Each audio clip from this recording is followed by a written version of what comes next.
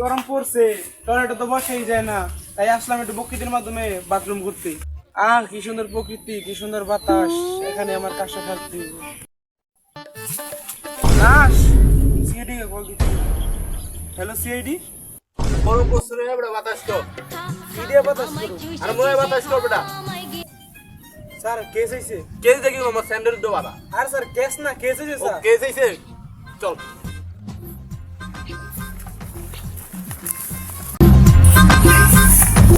ক্লাসে চেক করো।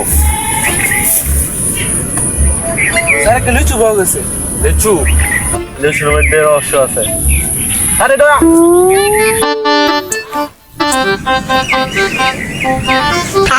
দয়া, দয়া তোমার কি? দয়া উঠো, দয়া, দয়া, দয়া, দয়া, দয়া তোমার কি হয়েছিল? তাহলে শোনো কি হয়েছে।